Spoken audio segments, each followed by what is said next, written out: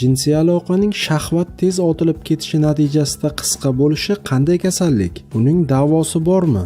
Bunday kasallik kuzatilganda kimlarga murojaat qilish kerak? Bugun shu haqida sizlarga qisqacha ma'lumot berib o'tamiz. Agar bizni tinglashga tayyor bo'lsangiz, unda boshladik. Jinsiy aloqa vaqtida shahvatning tez otilib ketishi chindan ham ancha keng tarqalgan xastalikdir. Buning natijasida ko'pincha ayol kishi lazzatlana olmay qoladi. Uning kayfiyati buziladi, boshi va qornining pastida og'riq paydo bo'ladi. Faqatgina yosh kelinlar va frigid ayollargina bundan mustasno. Nima uchun yosh kelinlar? Sababi yosh kelinlarda jinsiy aloqadan lazzatlanish hissi uyg'onmagan bo'ladi.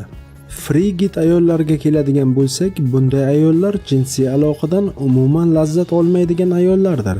Turmush qurgan yetuk ayollarda esa erkak shahvatining tez otilishi noxush tuyg'ular uyg'otadi.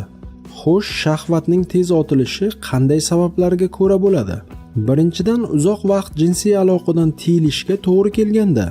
Bu hol kasallik bo'lmay, jinsiy aloqa muntazamlik kasb qilgach, ya'ni biror bir sabab bilan uzoq muddatga jinsiy aloqadan uzilgan bo'lsangiz va yana jinsiy hayotni boshlasangiz, bu holat o'z-o'zidan o'tib ketadi.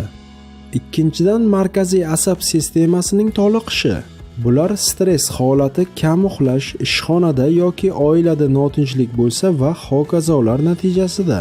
Bu hol asosiy sababga barham berilgach, ya'ni kishi tinchlangach, ishlari yurishib ketsa, dam olgach o'z-o'zidan yo'qoladi.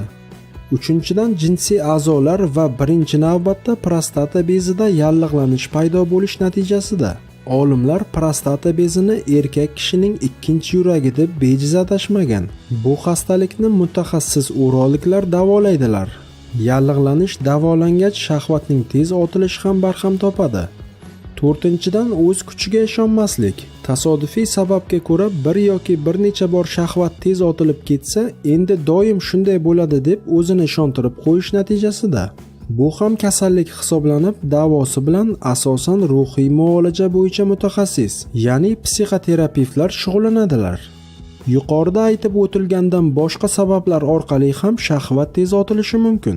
Masalan, jinsiy aloqa holilikdan mahrum joylarda o'tkazilganda, ya'ni birov ko'rib yoki eshitib qolishi xavfi bo'lganida va hokazolarda.